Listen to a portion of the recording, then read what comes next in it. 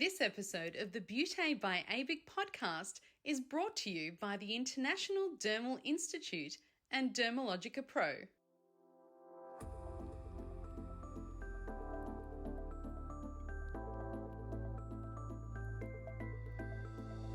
Hello and welcome to the Beauté by ABIC podcast, your online support community for the aesthetic and beauty industry. Here, we are strengthening and unifying the industry through representation, innovation, and education. This is a platform created and dedicated to the aesthetic and beauty industry, valuing unity and advancement. We serve to represent, support, and inspire you by connecting you with industry experts, expanding your knowledge through educational pieces, and bringing you the latest industry news. This is Beauté by ABIC.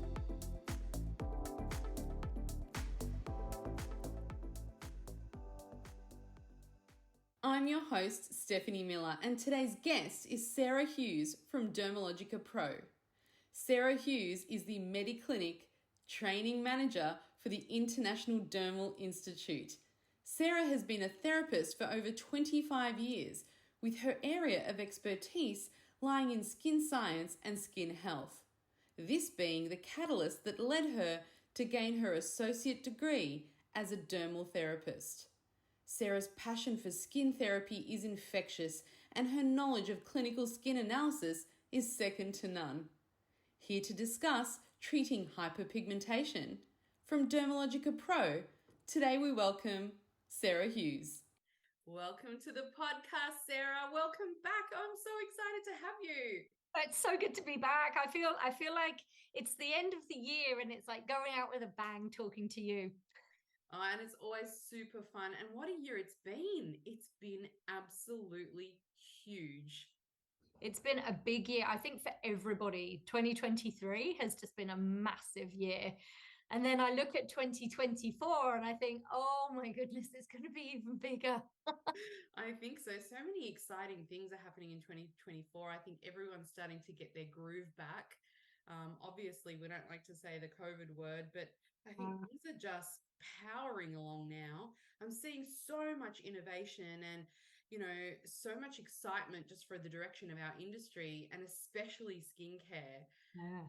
So much innovation out there. And I think that's what we're talking about today as well. Yeah, I'm so excited. We always get super pumped when we talk together because, it's pure play education and it's pure play clinical, and our members that listen to this podcast are all in the industry, and a lot of them are therapists and business owners. So, your podcast is so well loved because of the information that you give, and today's no different. We're actually talking about hyperpigmentation. One of the most complicated skin concerns we could ever even fathom, because it's just so multi-layered. But, want to dive straight into it and extract all that amazing knowledge from your brain, Sarah. What is hyperpigmentation? Wow, that's a massive question, isn't it? What is hyperpigmentation? I think when you talk about pigment, you've got to go right back to the basics, haven't you? Like where it comes from. And like you say, it is a really difficult thing for us to treat in the clinical space, but it's also a really complex process that actually drives that discoloration in the skin anyway. I guess if you were going to put what is hyperpigmentation into a nutshell, you talk about the fact that it is an overproduction of melanin within the skin. And I always think of this whole process when I'm explaining it to my clients and my clinic guests. I always explain the whole process of a factory that's gone into overdrive. We have our melanin, which is our skin pigment. It's driven by genetics, but several other factors contribute to that production. But you have melanin being made in a factory called the melanocyte cell. And the melanocyte cell gets its order from your genes, but it can also be triggered as well by things like the sun and hormones. And when those triggers come into play, that factory goes into overdrive, starts to overproduce this pigmentation in the skin, packages it, delivers it into your surrounding skin cells. And then once that melanin package moves into your keratinocytes, you start to see the color in the skin. And then as it ages and oxidizes, it gets darker. And the problem is, of course, is that melanin absorbs light. It doesn't reflect light, so it makes the skin look dull. It ages the skin's appearance. And for so many of us, males and females alike, we have this sort of darkened discoloration, and it's not even, it's patchy and it's blotchy, and it doesn't look aesthetically pleasing on the skin. People don't like it. And it's so complex. The actual problem in of itself is triggered by so many different factors. And yes, it is an overproduction problem, but it's also a removal problem in some cases. Yeah. And when we talk about pigment, we sometimes think about epidermal pigment and forget that there's the more dangerous pigment, which is the dermal pigment. That's right. And sometimes we forget how the dermal pigment is created and how hard it is to move away. But those triggers are so many, and it's not just the sun. Tell us, what are those triggers? It's really interesting, isn't it? I mean, overarching, you've got your genetic your genetic pigment, which we call your constitutive pigment. If you look at the palm of your hand, or if you look at the skin underneath your arm, that's your genetic pigment. And your genes drive that melanocyte to produce your pigment to a certain level. Okay. And we have that. But then we know the good old fashioned SPF, we know the sun is a massive driver for discount. I mean, how many years have we been sunbathing? And good old Coco Chanel made the tan fashionable. Up until that point, you were wealthy if you didn't have skin color. And then all of a sudden, bombing around the Mediterranean on a boat, we started sun tanning. And that impact of UVA and UVB has such a significant impact on the skin. We know UVA oxidizes the existing pigment. So anything that's already in your skin, it turns it darker and makes it browner and more discolored. And then UVB targets that melanocyte cell. The melanocyte cell goes into overdrive and starts producing even more pigment. So we know sun is a massive, massive trigger. Hormones, hormonally, I'm sure, particularly our female listeners, the contraceptive pill, pregnancy, hormone replacement therapy. But we can't even just look at those hormones. You've also got to look at adrenal hormones. When the body's under a huge period of stress and those adrenocorticotropic hormones are in overdrive, it can trigger pigmentation. We know thyroid disorders trigger pigmentation. Interestingly enough, when we talk about hormones, the actual production of melanin is stimulated by a hormone, your alpha melanin stimulating hormone, or alpha MSH. So hormonally, we've got this whole trigger going on. Then we've got to think about pollution, because those tiny little particulate matters that get into the skin cause inflammation. So pollution triggers inflammation, and inflammation triggers pigmentation.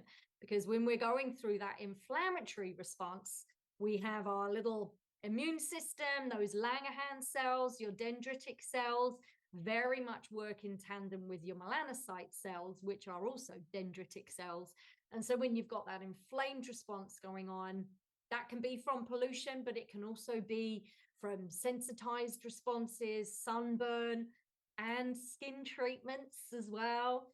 That can trigger hyperpigmentation in the skin. So as you said, Steph, the triggers of hyperpigmentation are plentiful.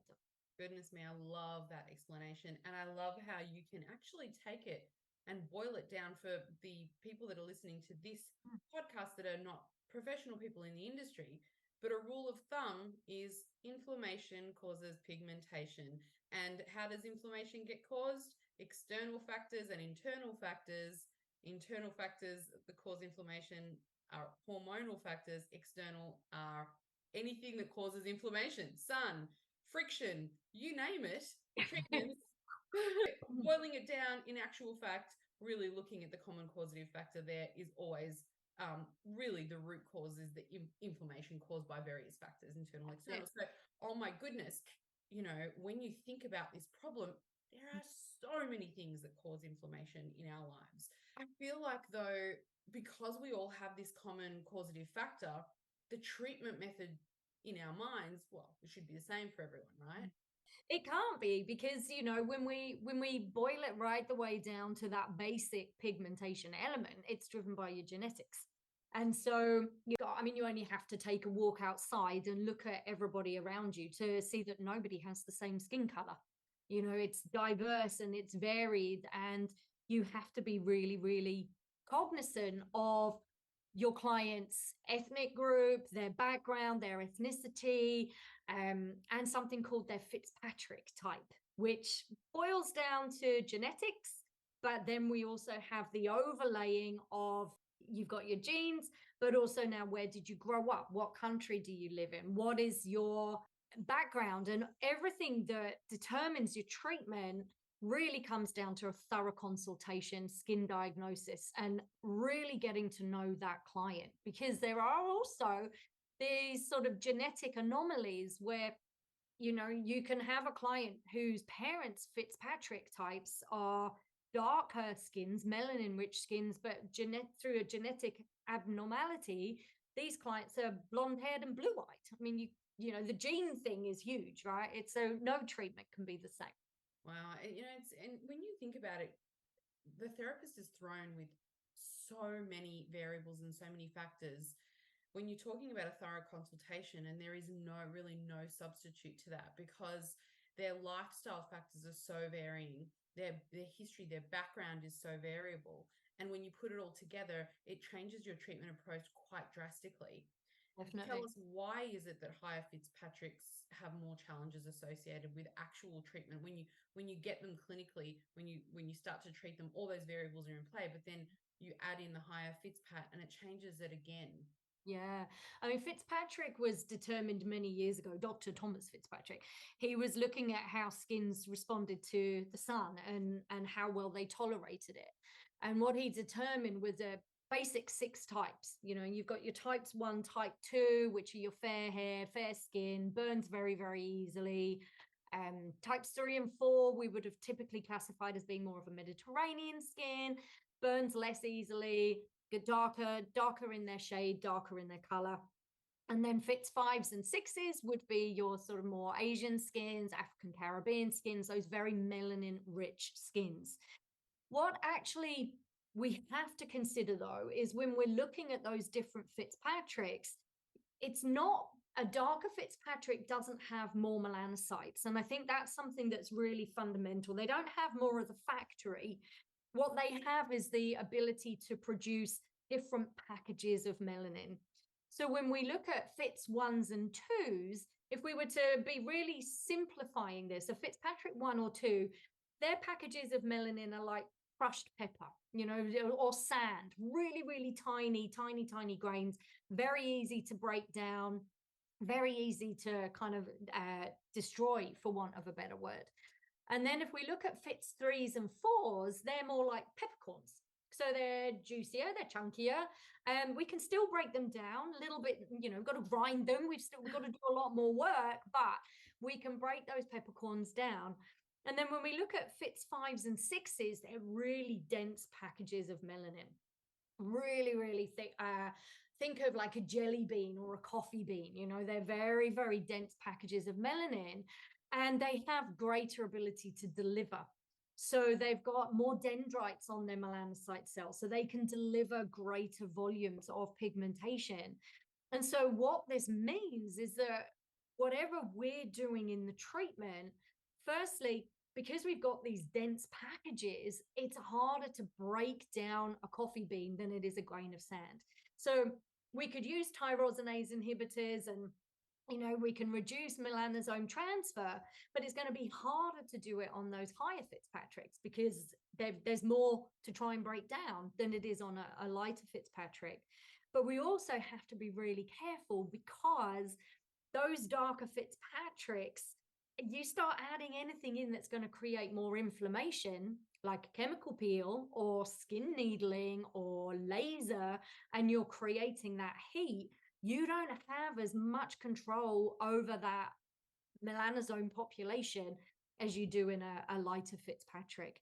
So we've just got to be so much more cautious. And that means that those skins with higher Fitzpatricks, they need the treatment, But we also have to tread more cautiously when we're treating, because the risk of that post-inflammatory hyperpigmentation is significantly greater in those types of skins.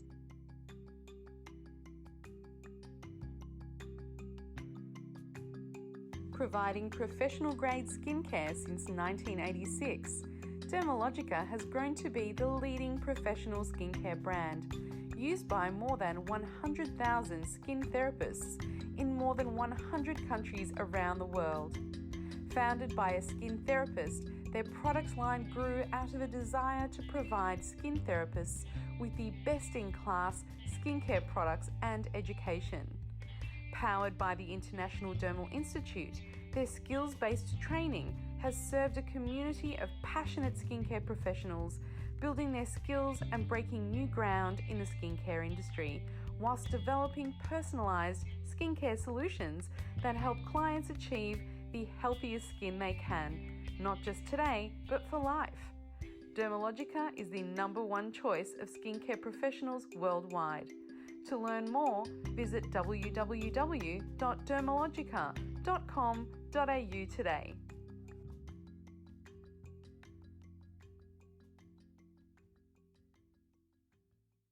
I absolutely love your analogy there, and your just beautiful visual story about the different types of packages, sand as opposed to the jelly bean.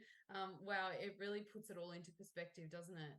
Even those that are not professionals listening to this podcast will be able to very easily understand exactly what the challenges are and what's occurring, even in their skins, if they identify as having those, higher Fitzpatrick type skins. And pre and post care in those skin types is so important, and cautiously treating in a controlled manner. And I think your Dermalogica has an incredible research department. I always bang on about this because it's so spectacular and it excites me so much. And I have a bit of envy because I haven't been there before.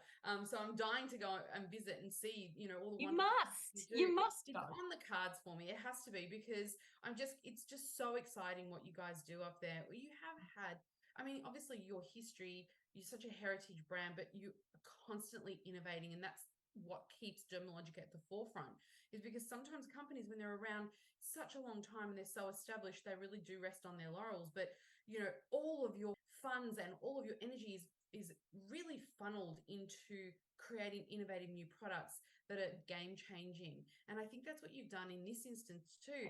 We're really interested in the clinical space here because that's what we do as a profession, and we have limited tools to be able to deal with hyperpigmentation, and even more so when it comes to recalcitrant pigment, to reoccurring pigment on darker fits type we were talking earlier, that after you've treated them, after you've done everything prescriptively that you can, and you think you've done the right thing with this skin, it looks like pigment is clearing, and then 6 months later they come to you and they say, my pigment is worse than it was before, what have you done? And we're in this situation scratching our head going, oh my God, what have we done? And that is, we probably haven't treated cautiously enough, or in a more considerate way for their skin type. And so now Dermalogica have reinvented the way that we look at treating hyperpigmentation. Sarah, please tell us all about this wonderful new clinical treatment that you have. Wow, I'm so excited because, as you can probably tell, pigment is something very close to my heart, because it is my go-to skin concern. If you ask me what I want to treat, it's always my pigment. I always have this joke that I gave my children life and they gave me melasma. So, it's ongoing. Love my kids, but don't like the pigment they gave me. So I'm beyond excited because Dermalogica Pro are launching a brand new innovation, and it's called our Melana Pro peeling system. And this is a clinical strength program that is going to deliver results in under 6 weeks onto the skin. And it's just an incredible, very, very simplistic means of doing it. It's a 2-phase treatment.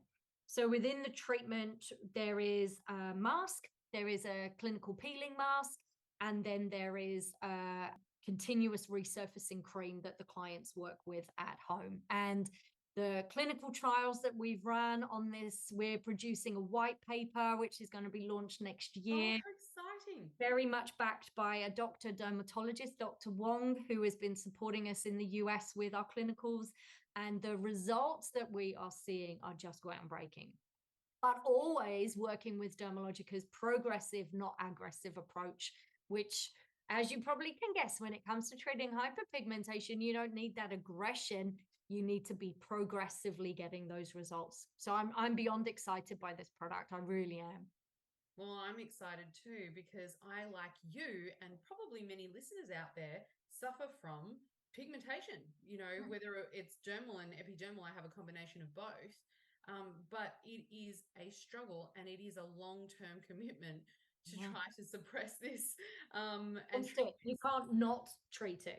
Once you Mm. have those hyperpigmentation disorders, you've got to keep going. So it is a continuous commitment to treating your skin.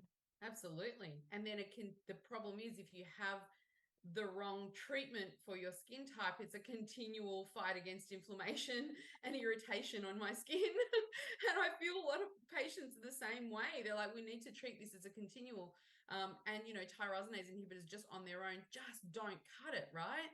And there's more going on there than just inhibiting tyrosinase. There's so many, there's the melanosome transfer. There's a whole bunch of things going on that in concert with each other, if you do it right, if you have the right product that does so many, that hits it on different angles, right? Hits that pigmentation at different, I suppose, places along its journey, you get a better result. But a lot of the time, sacrificing the fact that your skin is irritated, could be feeling dry, could be feeling quite uncomfortable for long periods of time. But tell us about this specific treatment. How is it performed clinically? And then what do you do pre and post? Okay. So firstly, Melana Pro is a clinical treatment, in as much as therapist is working very much with clients. So we'll have made sure that prior to working with the Melana Pro treatment, we know that our clients can tolerate hydroxy acids. So we want to look at making sure that they can handle things like glycolic acid, lactic acid, that alone is not creating too much inflammatory response in the skin, because Melana Pro is actually suitable for all Fitzpatricks. There is no restriction, no cutting off at, only as high as a Fitzpatrick 3. No, anybody fits up to 6. We've clinically trialed this on all of those skins. So essentially, you're going to work with your clients, you're going to have those good conversations, you're going to prep their skin. Maybe they're going to use some types of hydroxy acids, or we're going to get them ready to tolerate retinols and things like that in that preparatory phase. And then on the day of treatment, they come in, they'll have their skin cleansed, and then the clinical peeling mask is applied to the skin. And this is a thick white mask. It's packed with ingredients like azelaic acid, tranexamic acid, salicylic acid, retinol, niacinamide, and a beautiful peptide called acetyl-hexapeptide 1. So that mask is just packed with ingredients. As you can imagine, it's going to be quite spicy. So we get... I can imagine. We're going to have the client stay with us for at least 45 minutes, just while we make sure that there's no that initial sort of sensation starts to go into decline, and that there's no kind of response.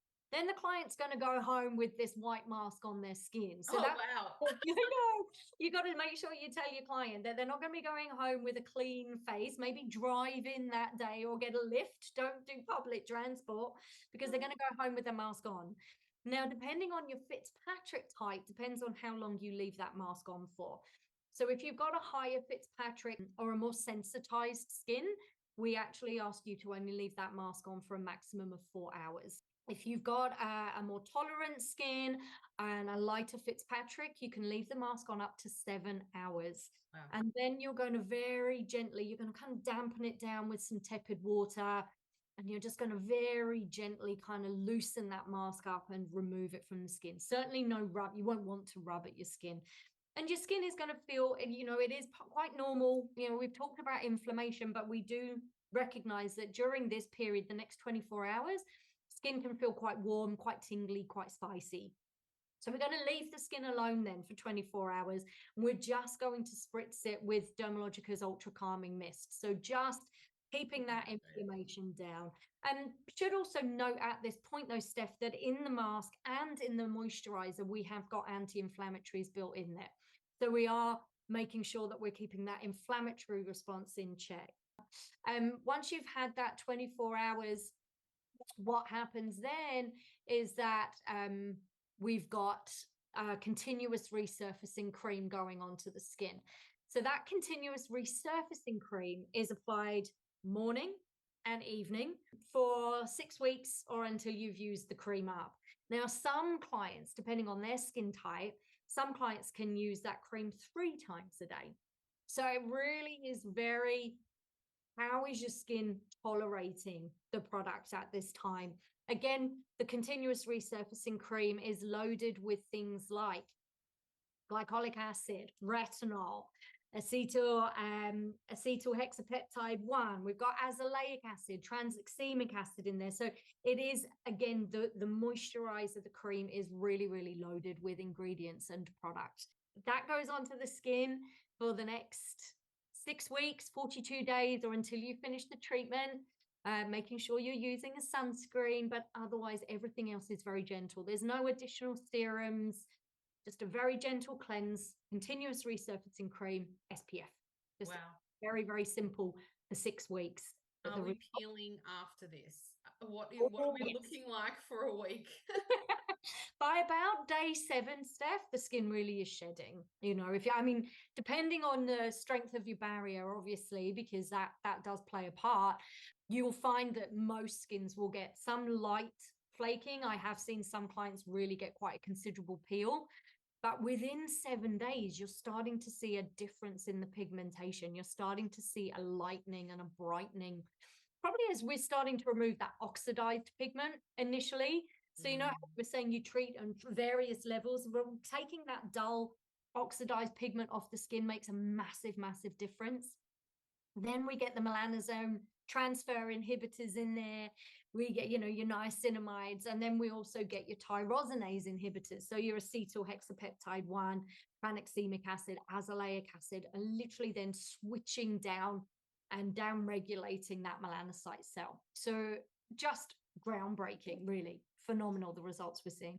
Incredible. And when can we see our skin start to normalize and, you know, our makeup starts sitting on our skin nicely? You know, obviously we are all forward facing people, and when we're in treatment, we know, you know, you're in clinic and you're shedding, and it's great because you can talk to your clients about it. When you're in the real world out there, people look at you. People are looking at you thinking, gosh, what a horror show. How long will that last? That's one of the perks. I mean, when you think of the volume of acids and ingredients that we've got in this product, you would expect really significant downtime. And that's what I love about this, is that actually within about 7 to 10 days, most of that residual flaking will have gone. So after about 7 days, 7-8 days, skin really is, you're tolerating that cream, you're tolerating the moisturizer, your skin's built up its tolerance. The shedding, that initial flaking has gone, and the skin just starts to really look fantastic. So after about maximum of 10 days, your makeup's going to start sitting more comfortably. You can cover up anything that's going on your skin, and the skin just starts to feel much more comfortable. So in that initial 7-day period, I would say is probably the most active.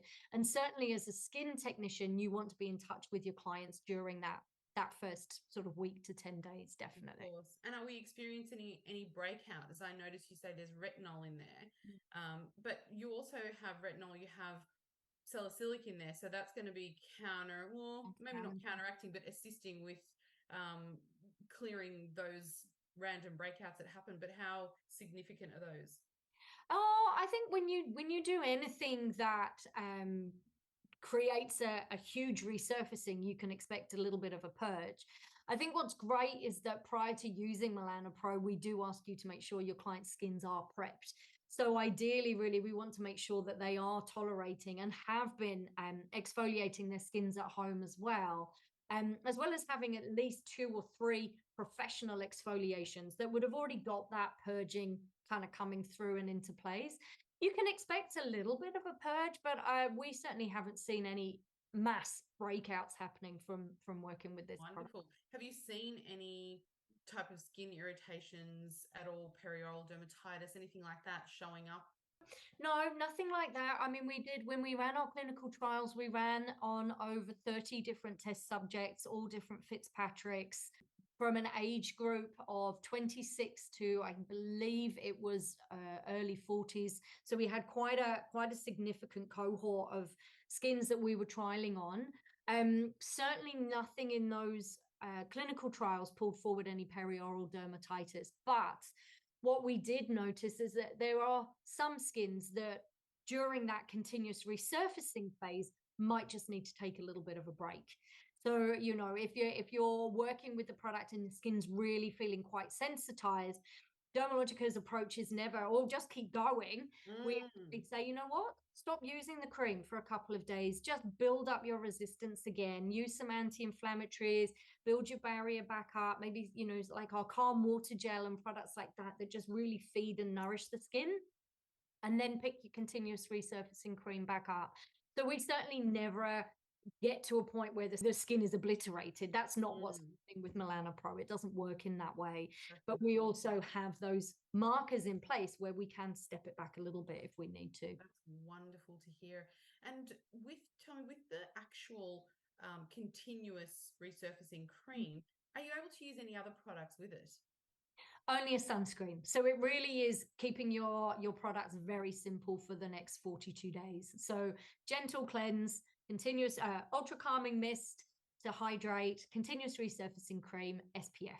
And my advice would be go for more of a mineral SPF than a chemical SPF in that phase. If anybody wants to add a moisturizer on top, is that a no-no? It's a no-no. We want to Tell just... us why. Because we want to get the results.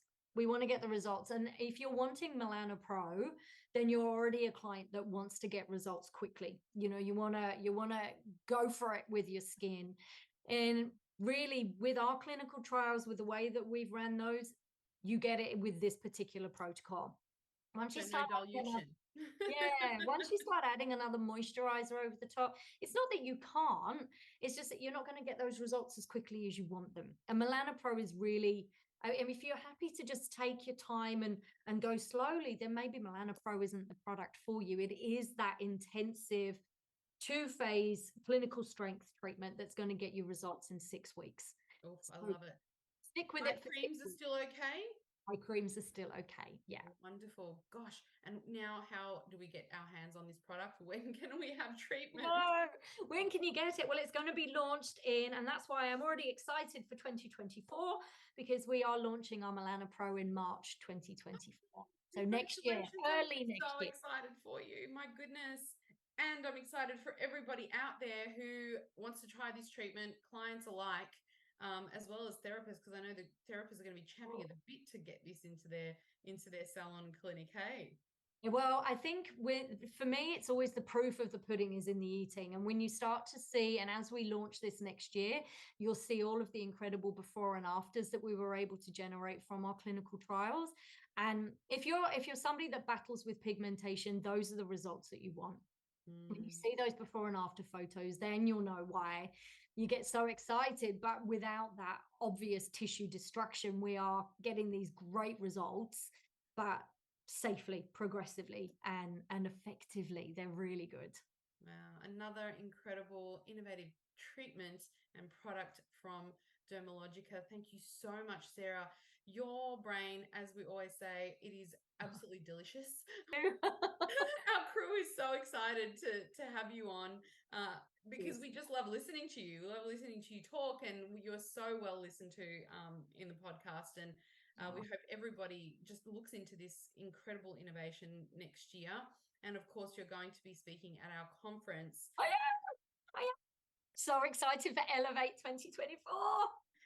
You must be there or be square, guys. And you know what? It's technically sold out. And I think there is going to be a small little tranche of tickets that are going to be released very soon. So please watch this space. And if you haven't got a ticket yet, put your name down on the waiting list. If you can purchase a ticket, please do so. Out the biggest event of 2024. Otherwise, I can't wait. I'm so excited. It's incredible. We are so excited to have you. Thank you so much, Sarah. We'll look forward to having you back next time. Can't wait. Thank you all for having me. It's been lovely.